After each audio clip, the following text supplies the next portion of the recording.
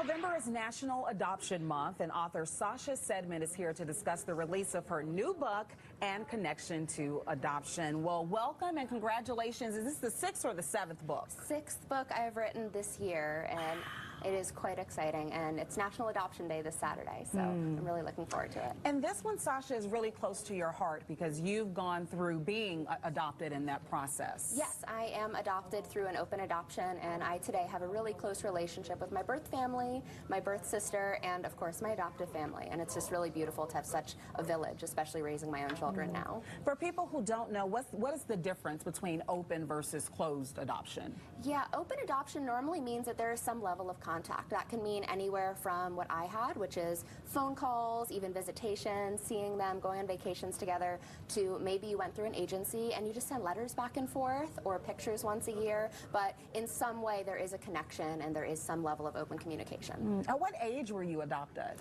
0. My adoptive mom was actually in the delivery room, and she was the first one to hold me, and it's really just, it's an emotional story, and I hold it really dear to my heart. Yeah, and so many do, the stories of adoption. I actually used to lead a franchise on adoption at a former station, so I got a chance to really get out there in the community and hear those stories firsthand. I ask you about the age because you don't mention age in your book. I don't. I really want it to be as inclusive as possible because about 100,000 children a year are adopted, and over 50,000 of those are from foster care.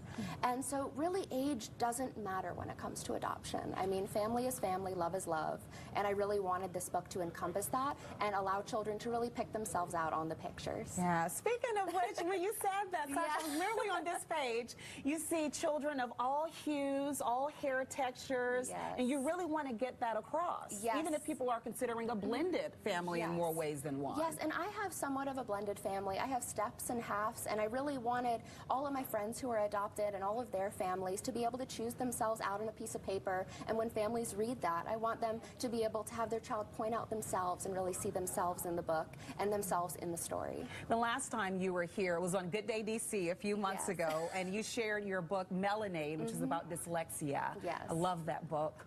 Why do you decide to be so open and transparent, vulnerable even, about your story and then bringing it to the page for children? I think it's important to show vulnerability because I don't know if a lot of people do, and I think it's starting to become more aware and talked about, but I think social media, I think connecting with people through Ancestry.com and all of these amazing cycles, I think it's really important just to share your own story and to share what you've been through, because I don't think people can see it when they look at us. People don't know I'm adopted. I was adopted by a white family, and unless I really told people, they had no idea to this day. So I think being able to talk about that, sharing my experience, will help others who maybe had more of a challenging time or maybe had a little bit of shame as part of their journey.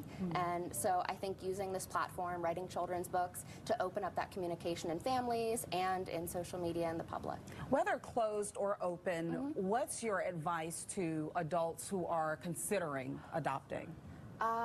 The only advice I can give is something that I experienced, which is open, age-appropriate, honest communication with your child. And that's saying it for parenting in general, where you want to give your child as much information as possible. Obviously, you want to protect them and make sure that they're safe and that their emotions and physically are taken care of, but all you have is your honesty. And so I really thrived in my adoption process, knowing all of the details that I could, of course, age-appropriate, and I really have a beautiful relationship with my family, but I also have been prepped for expectations where everyone has their own limitations, as well as myself and my birth family. So I'm aware that sometimes I may not get a text back, or I might get a lot of texts, and so we just take it day by day and communication by communication. All right, well, we're approaching the holidays. I always give books as gifts.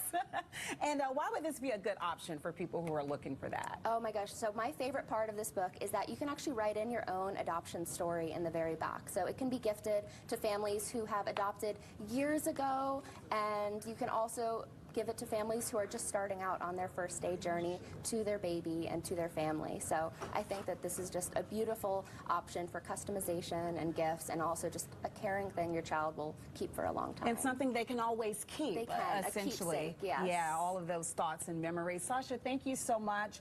First Day, an adoption story, available everywhere books are sold? Yep, available everywhere, sashasedman.com. All right. Well, thank you so much, and happy National Adoption Month.